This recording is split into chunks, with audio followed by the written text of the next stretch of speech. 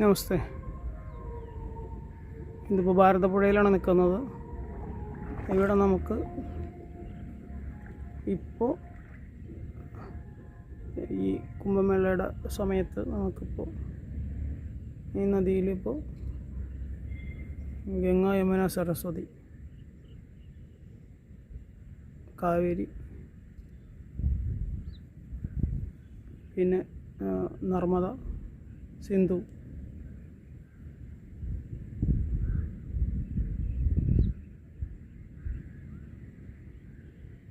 ഇത്തരം നദികളുടെ പ്രസൻസ് ഇവിടെ സെൻസ് ചെയ്യാൻ പറ്റുന്നുണ്ട്.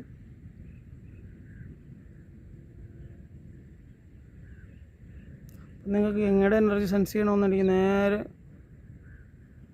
നെറുകയിൽ നോക്കി ശ്രദ്ധിക്കുക.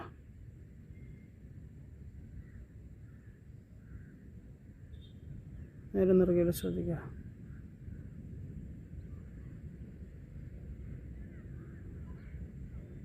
ഒരു വെള്ളത്തിൻ്റെ ഇങ്ങനെ ചാട്ടം നിങ്ങൾ നേരെ ശിരസിൽ നിന്ന് ഇങ്ങനെ താഴത്തേക്ക് ഇറങ്ങുമ്പോൾ ഫീൽ ചെയ്യാൻ പറ്റും. സുഷുപ്ന വഴിയാണ് ആ എനർജി വരുന്നത്. സുഷുപ്നക്കൂടെ നാഡി പറഞ്ഞു കഴിഞ്ഞാൽ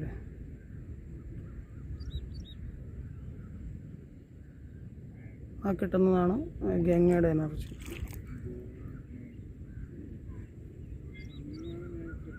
യമുന നിങ്ങൾക്ക് ഇടത്തെ കയ്യിൽ സെൻസ് ചെയ്യാൻ സാധിക്കും. യമുനയുടെ ഊർജ്ജമാണ് ഈ സെൻസ് ചെയ്യുന്നത്.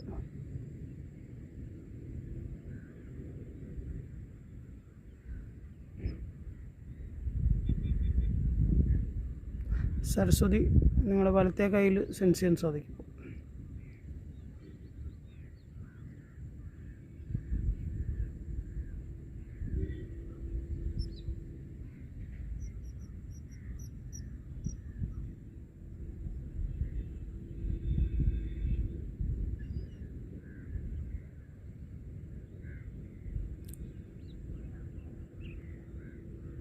കാവേരി നിങ്ങൾക്കിപ്പോൾ സഹസ്രാരം മുതൽ വിശുദ്ധി വരെ അവിടെ നേരെ ഇടത്തെ കൈയിലേക്ക്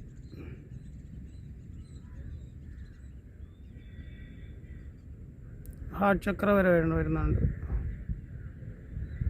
മുകളിലത്തെ ചക്രാസും ലെഫ്റ്റ് കൈയിലേക്കും ഇപ്പോൾ അത് കാവേരിയുടെ എനർജി സെൻസ് ചെയ്യാൻ സാധിക്കും.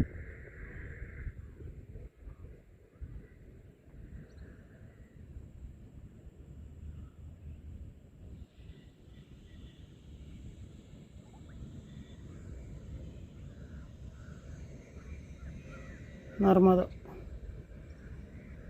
കാവേരിയുടെ തീർന്നിട്ടില്ല.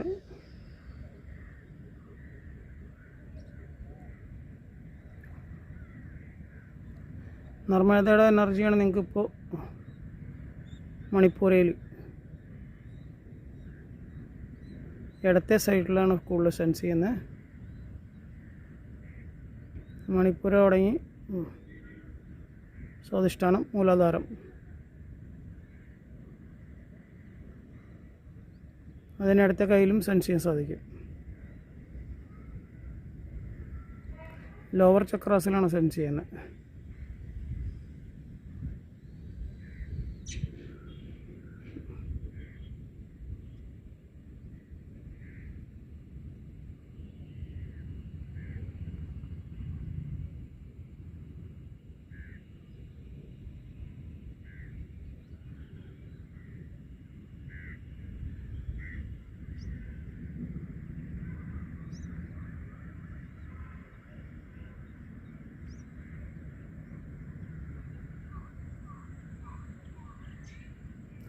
ഇനി സിന്ധുവിൻ്റെ എനർജി നേരെ വിശുദ്ധിയിൽ എനർജി ഓവറാവുന്നു കഴുത്തിൽ. വിശുദ്ധിയിൽ നിങ്ങൾ ശ്രദ്ധിച്ചോളൂ. കഴുത്തിൻ്റെ പുറകിൽ ഭയങ്കരമായിട്ട് വിശുദ്ധി, ആജ്ഞ, സഹസ്രാരം, അവിടെ നേരെ കയ്യിലേക്ക് ലെഫ്റ്റിലേക്ക് തന്നെയാണ് പോകുന്നത്. ലെഫ്റ്റ് കയ്യിലേക്ക് കട്ട് കഴിക്കുന്ന ഫീൽ ചെയ്യുന്നുണ്ടാവും.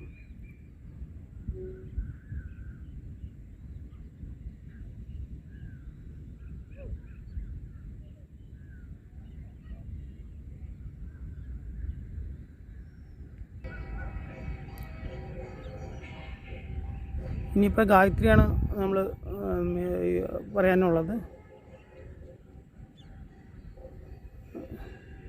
നിങ്ങൾക്ക് വലത്തെ ഭാഗത്തേക്കാണ് സെൻസ് ചെയ്യുന്നത്. സഹസ്രാരം തുടങ്ങി ഇടത്തും കുറച്ചുണ്ട്, ഇടത്തും വലത്തും. നിങ്ങളുടെ അപ്പർ ചക്രാസിൽ നിന്ന് 2 കൈയിലേക്കും ഊർജം ഫീൽ ചെയ്യാൻ സാധിക്കും.